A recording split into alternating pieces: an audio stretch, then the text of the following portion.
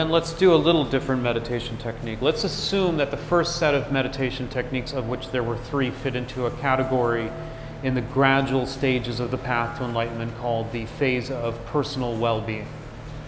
Let's just say that you're coming from a place in your life where you need some serenity, peace, attunement, empathy for yourself, and you want to get unhinged from addictive, emotionally facile places. You want those 3 techniques: calm abiding, resting meditation; affect tolerance through mindfulness of sensations; loving kindness. Put those 3 in your back pocket. Everybody needs those as a foundation. Those will help you calm down, get clear, and start feeling okay in your nervous system. Start feeling safe in your nervous system. Then imagine that we're now at a, let's just imagine, because I know it's not realistic, just imagine that we're all feeling relatively safe and good. We actually feel okay, because we've developed inner peace from the inner wellspring rather than the one that's dependent on the things that we're reaching for out there to make us feel okay, which is another hallmark of the contemplative science, when they suggest that you've got this like Pfizer factory in your own brain right here. You're sitting on it. You want to feel okay. You want to feel stable. You want to feel calm. You can manipulate your own internal environment, and you can do that. It's a lot cheaper too. So let's assume that those 3 techniques, calm abiding, mindfulness of sensations, loving kindness, they all fit into the first category in the phase or trajectory along this roadmap to awakening called the Lamrim, or gradual stages, is that first phase, personal healing.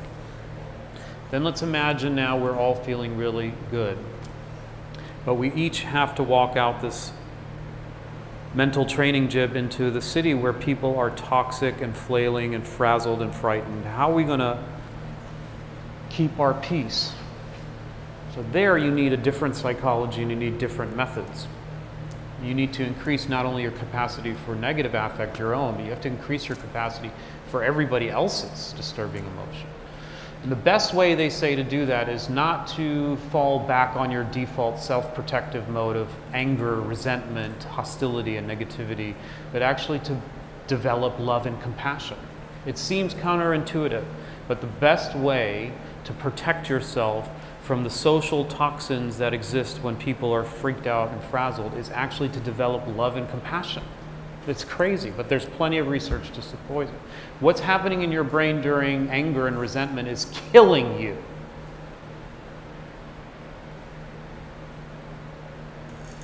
Redford Williams, you can look up these studies, Redford Williams, you can look up Dean Ornish. Self-preoccupation, hostility, kill.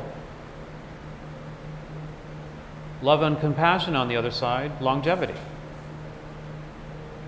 So you can't just be an idiot and just start, like, you know, handing out flowers on the street, love and compassion for everybody. So in the contemplative science, they always join love and compassion with what's called wisdom. They always have to come together. In fact, they're never separated because they're the same coin, just 2 sides. One is compassion. Let me generate the spirit of wanting everybody to be well and free, not just myself. I recognize you're part of my family. You're just throwing a tantrum, but you're like my brother throwing a tantrum. You're not going to eat me or kill me. I care about you, and my care for you is going to help you come online and cool down. That's the idea. The wisdom part is recognizing that we're all connected, that person is the same as you, and that person needs your love, or at least your honesty, instead of your retaliation, to cool down and calm down. Recognizing that we're kin. We're the same species. We're the same being. They're a child that's throwing a tantrum or having a traumatic moment. They're not my enemy. It's a kind of science that throws everything on its perspective and goes, oh, the only reason any human being freaks out is that they are frightened, actually. They don't feel like they have enough. They're freaking out. Instead of, no, they intend to do it and they're hurting me on purpose, which is what most of us think.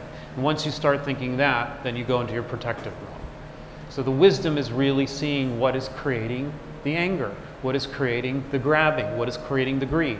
And it's really hard when you start looking at the Three Stooges.